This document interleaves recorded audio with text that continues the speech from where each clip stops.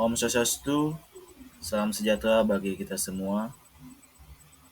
Sebelumnya, perkenalkan, nama saya Uyan P. Yogyo Saputra dengan NIM 22095110026 dari kelas A.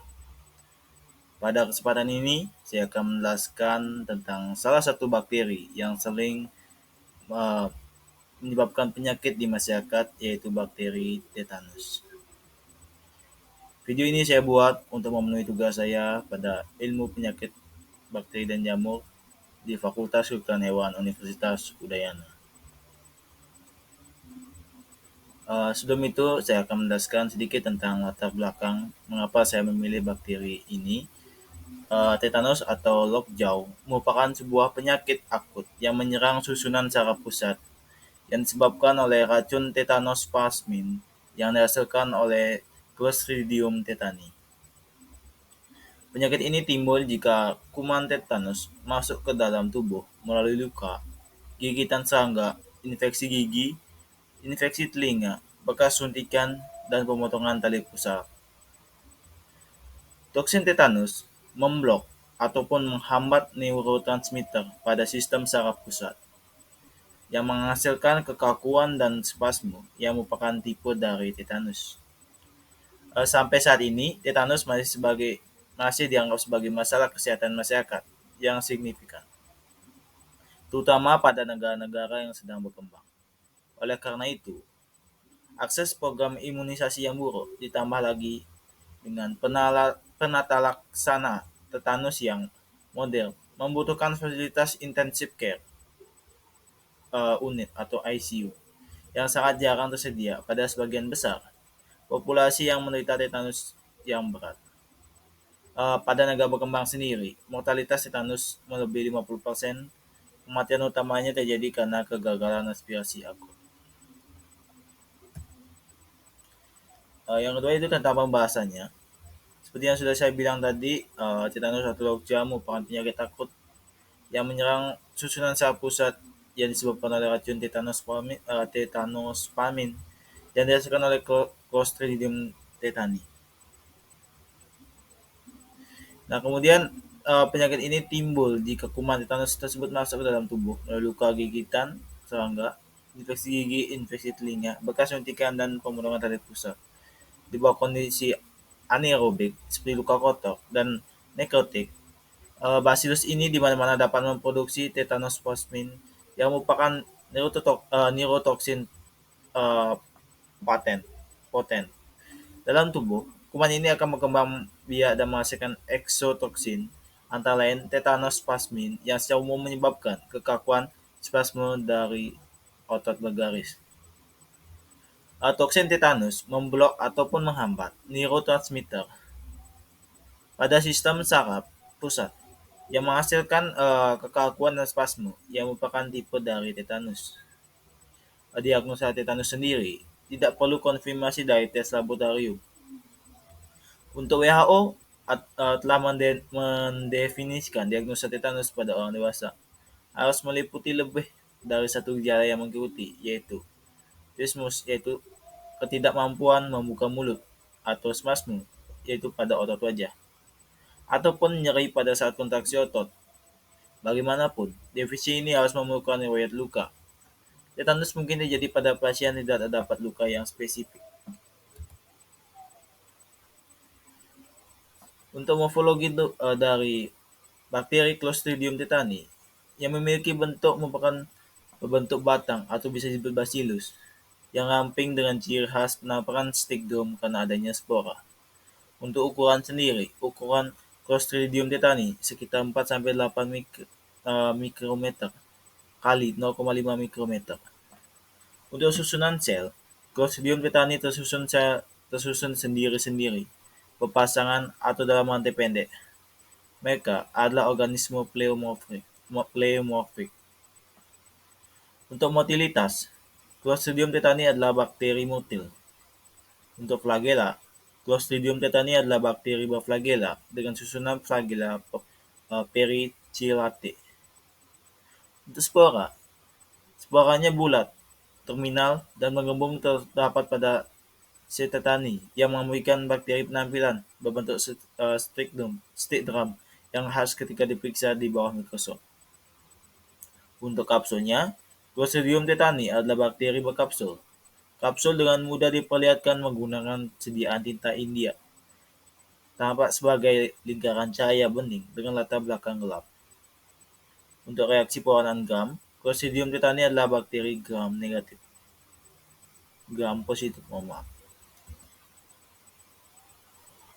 Untuk patofisiologi, toksin tetanus adalah metaloproteinase yang bergantung pada sel yang menargetkan protein atau synaptobrephine atau Physical Associated Membrane Protein atau VAMP yang diperlukan untuk pelepasan neurotransmitter dari ujung saraf melalui fungsi vesikal sinaptik dengan membran plasma neuron. Oleh karena itu, gejala awal infeksi tetanus lokal mungkin berupa kelumpuhan lembek yang disebabkan oleh gangguan pelepasan asetilkolin secara vesikuler pada sambungan neuromuskular seperti yang terjadi pada toksin botulinum. Di sini, toksin dianggap melintasi sinaptis dan diambil oleh ujung saraf dari neuron penghambat, GABAergic dan atau glisinergic yang mengontrol aktivitas neuron motorik bawah. Begitu berada di dalam terminal saraf, penghambat toksin tetanus membelah VAMP, sehingga menghambat pelepasan GABA dan glisin. AC-nya adalah denervasi parsial fungsional dari neuron motorik bawah yang menyebabkan hiperaktif dan peningkatan aktivitas otot dalam bentuk kekakuan dan kejang. Di sini saya akan menjelaskan sedikit tentang persyaratan dari kultur Clostridium tetani. Kultur ini memiliki sebuah persyaratan khusus di mana tidak seperti Clostridium perfringens. Clostridium tetani tidak memiliki kebutuhan nutrisi yang rumit dan mudah tumbuh di media biasa seperti nutrien agar. Dan itu, ini juga tumbuh baik pada media yang mengandung darah atau serum, umumnya pada media blood agar dan media kaldu daging Robertson Cooker. Digunakan untuk budidaya Clostridium tetani di laboratorium. Untuk suhu optimal, Clostridium tetani berkisar antara 14 sampai 43 derajat Celcius sesuai strainnya. Biasanya ditanam pada suhu 33 sampai 37 derajat Celcius di laboratorium. Untuk pH optimal yaitu pada 7,4 sampai 76. Untuk kebutuhan oksigen sendiri, Clostridium tetani merupakan bakteri anaerob obligat, yaitu hanya dapat tumbuh tanpa adanya oksigen atau strict anaerob.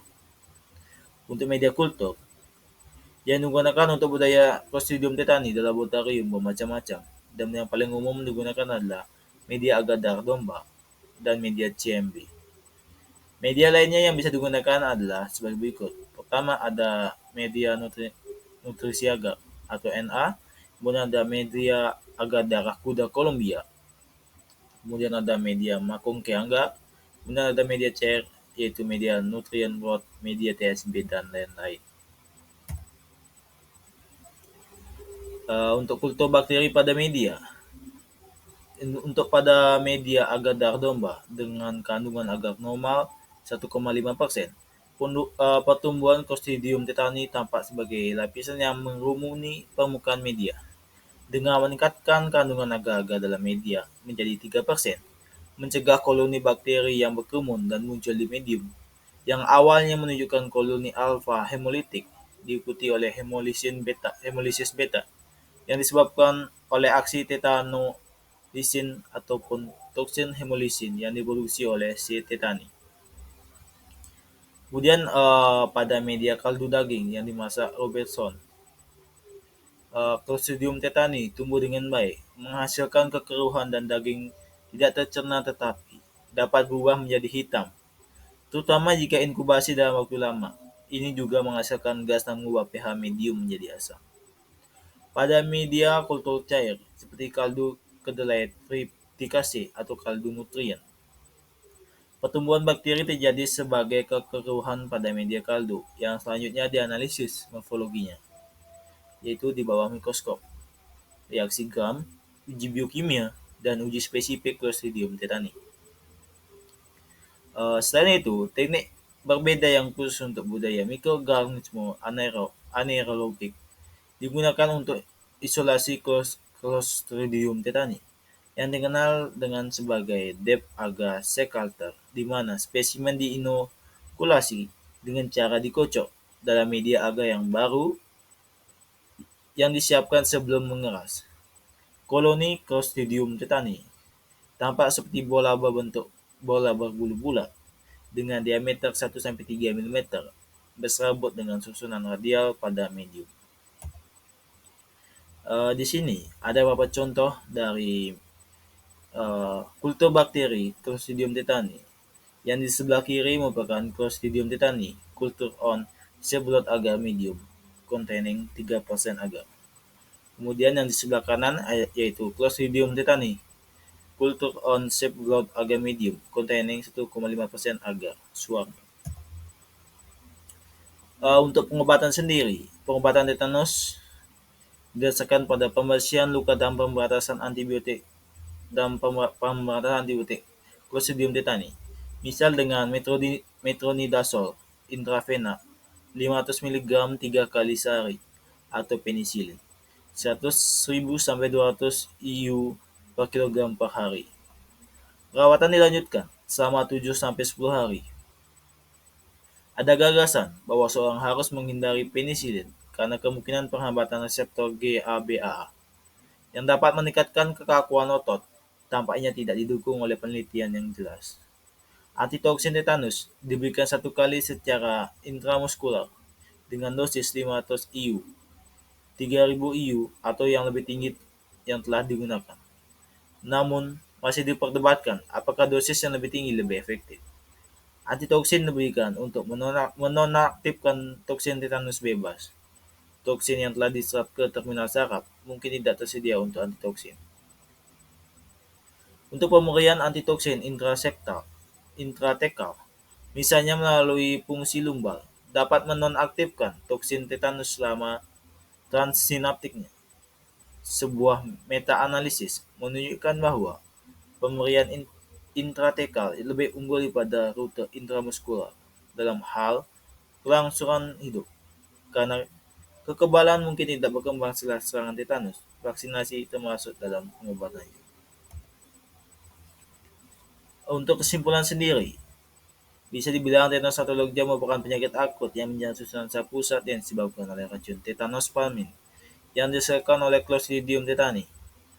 Penyakit ini timbul jika kuman tetanus masuk ke dalam tubuh melalui luka, gigitan serangga, infeksi gigi, infeksi telinga, bekas suntikan, dan pemotongan tali pusat. Toksin tetanus memblok ataupun bisa dibilang menghambat neurotransmitter pada sistem saraf pusat, menghasilkan kekakuan dan spasme yang merupakan tipe dari tetanus. Sekian presentasi dari saya. Saya mohon maaf jika saya ada salah kata ataupun kata-kata saya yang kurang berkenan. Saya ucapkan terima kasih. Om Santi Santi Santi